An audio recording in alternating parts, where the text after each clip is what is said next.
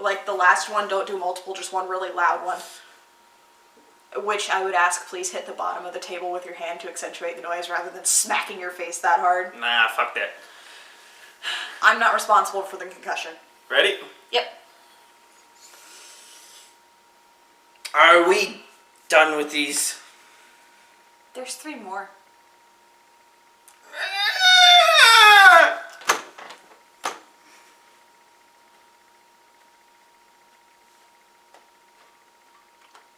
I hit my heart.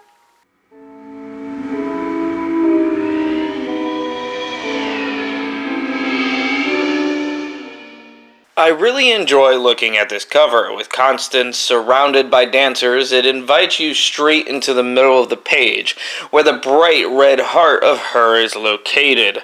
The colors play off of each other extremely well, and the penciling in the ghost is noticeably elegant. Constance is shown here among the usual ballroom ghosts, and she has a glowing red heart as she did in her first appearance in the attic of the ride when it opened, when she was referred to only as the Beating Heart Bride. Would you want to dance with a ghost? I mean, that party does look pretty fun, so I don't see why not. As long as we can do the zombie dance. Wouldn't that be the Monster Mash? No, that's a different franchise. We begin with the captain desperately trying to find the mansion's secret treasure, only to find the room completely empty when he busts the door down. With nothing successful, he sets his sights towards Danny, who is still having memory issues. Never mind, who cares? I'm having too much fun. That's the spirit? A spirit saying that's the spirit is beyond ironic. Lucky for you, a bunch of Imagineers have the same taste for puns and immature humor that you do. I am not that immature. Ma'am, you're wearing a cape and a cowl as a grown-ass woman.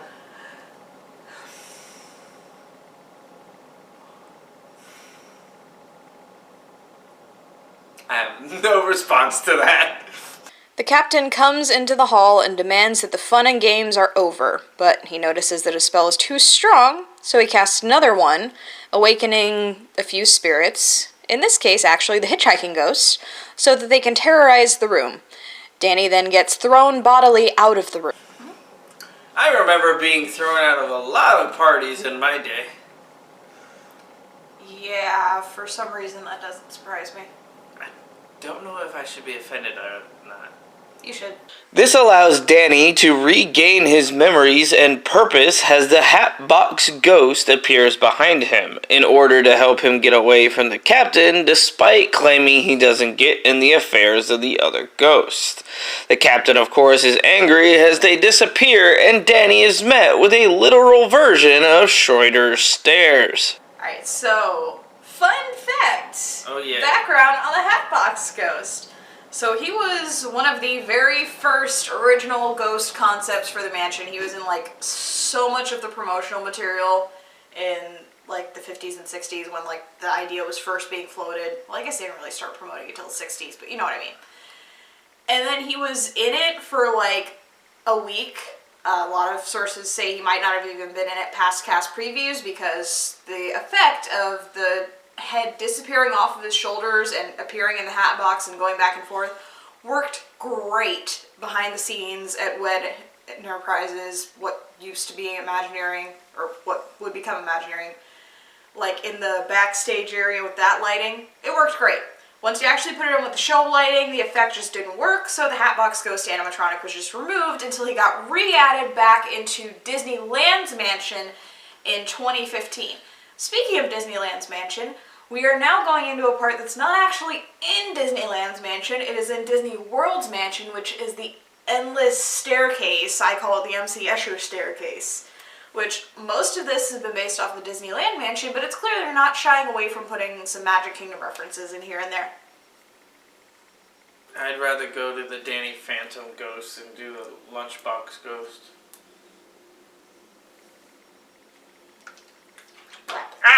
The Hatbox Ghost then shows Danny the Ghostly Materials Gallery, which shows how all of the ghosts in the mansions are connected to each other, and revealing that the captain actually trapped the magic within the mansion, and it's been begging to be let out. Danny tells him that he's too afraid to actually do anything that they need his help with. Anything that isn't a little scary in life usually isn't worth doing. I never thought a dead guy would have better... I forgot the word for a second. I never thought a dead guy would give me better advice than my own father. I'm pretty sure that if you went on a fucking drug trip and started talking to a roadkill raccoon on the side of the road, it would still give better advice than your father. Danny is brought to the library before Hatbox Ghost disappears right as the captain with Leota in his hands. He threatens to kill her if Danny does not cooperate. Danny gets some courage to help her, but the captain reveals she's been lying to him since they met, in regards to his grandfather's spirit, not actually being around the mansion. But as she talks to the captain, he decides to smash her anyway. It looks like Leota had shattering conclusions to life. You're making me sit through this. You can deal with my stupid puns. Yeah, that's fair. Our comic then ends with the captain grabbing Danny and demanding him to go to the attic to look for the treasure, despite knowing that that's where Constance is. Let me just take a minute to rant about Constance, because I love her. So, much like pretty much all of the other characters in the mansion, she originally didn't have a whole lot of backstory, because mostly no one did at the very start. Fun fact, actually, I learned this in the research for this episode. The only two characters who were actually named in the original Imagineering documents when the mansion was first being planned and built... Pickwick, I knew something. ...are Pickwick, yes, and Madame Leota. Everyone else, even the hitchhiking ghosts, Phineas, Ezra, and Gus, have kind of just been added over the years. And actually, the hitchhiking ghost, the fans named, they just kind of said the names enough that they stuck and Imagineering took them up. But, so Constance has always been... She's always been a Black Widow bride. It's just been kind of a little more open to interpretation, because, most of this lore has been added on piecemeal over the years. Because it never really started with a story beyond Retirement Home for Ghosts. So her story was hinted at. One of the main ways, I think these were original, it might have been added later, but the portraits in the attic, if you pay attention, she is in portraits with all of her different husbands. And the very first one, she has one string of pearls around her neck, and the next one she has two, and the next one she has three.